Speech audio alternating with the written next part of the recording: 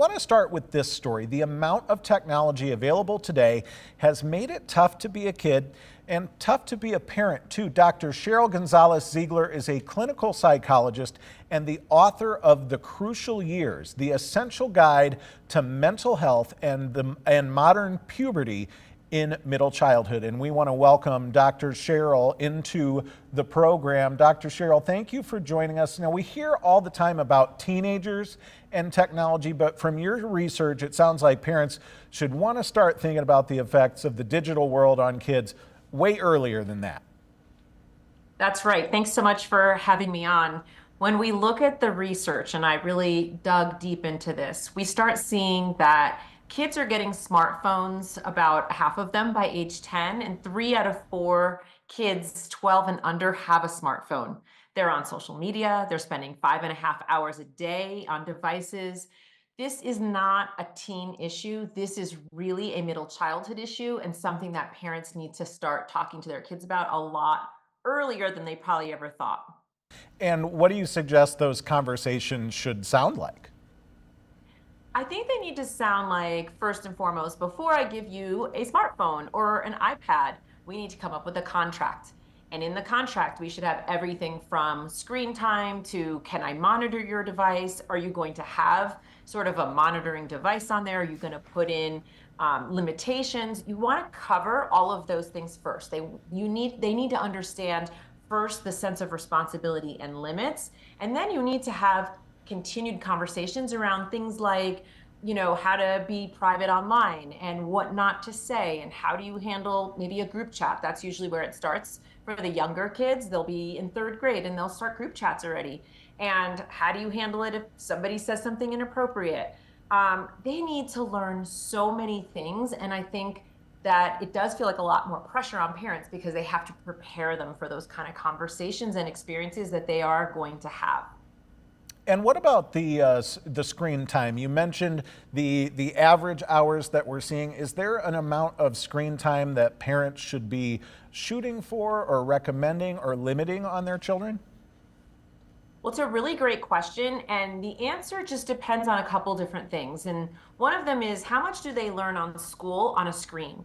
So that's the first thing, no matter what grade your kid is, and I would start asking these questions, honestly, probably in about 2nd grade, is to ask the school or the teacher, how many hours a day are they on a screen?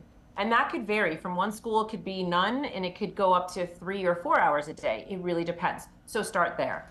Then you want to think about things like passive versus active time on a screen. So this young developing brain, what we're trying to really prevent them from is getting into the habit of something like TikToks, things that are really quick, really fast, they talk fast, and they're just on a constant wheel. And so you want to really think about the quality of the screen time, like educational games or maybe one show. So there's a lot of things that you want to think about. So it's not necessarily the number of hours, but what they're doing on that screen.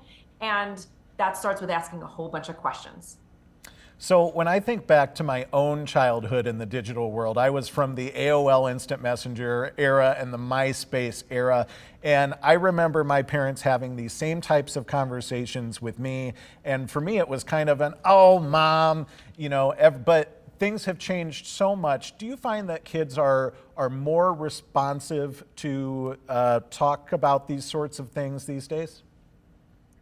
I do, because even in your era where it was, AOL, which was probably dial-up, you weren't really learning on there. There weren't social media apps. It was like just the beginnings of just the web. And at the time, that seemed kind of exciting, right? So they probably gave you some guardrails. But now everyone has a camera. Everyone has a video in the palm of their hands at almost any time.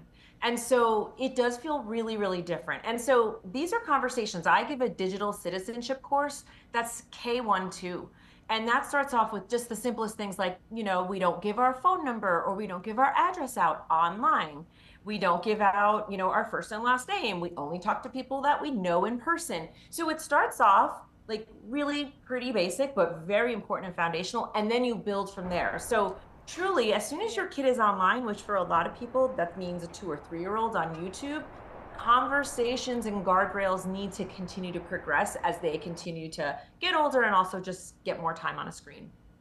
Now, obviously, you spend a lot of time thinking about these things and thinking about these questions and these conversations. When you were doing the research for this book, is there anything that really actually surprised you and stuck out to you as something that, wow, I would have never even thought of that? Oh, yes. I can honestly tell you, I've been working with kids in this age range for over 20 years, and there in every single chapter, there were like, oh my Lord kind of moments because it's just things are really just changing. I would say if I had to pick one thing that probably surprised me the most was sort of the earlier and younger ages in which kids, and that means girls and boys, that they're getting disordered eating patterns and body image issues. That probably really surprised me. That was one of the top things that surprised me. And that's pretty well linked to social media and constant screen time. It was really, it's heartbreaking and to see sort of the stats and the numbers around kids who are really struggling with their own body image and beauty ideals and things like that from so much exposure. Before we let you go, we want to give you a chance. Is there any message that you really want to underscore, tell parents, and if they don't take anything else away from this, what do you want them to know? I want parents to know that the crucial years was titled because they're kind of dubbed the forgotten years. And these are actually, though, the years not to forget or lay back. These are the years where you're the most important, impactful person in your child's life. Once they become 13 or 14 years old, their friends are going to be the most influential people in their lives. So it's really about instilling your values and really being able to connect with your kid to have conversations that start now, but honestly last throughout their adulthood. So these are opportunity years. That's what I would say. Dr. Sheryl Gonzalez Ziegler, we want to thank you for joining us and sharing your knowledge with our viewers. Thanks for having me.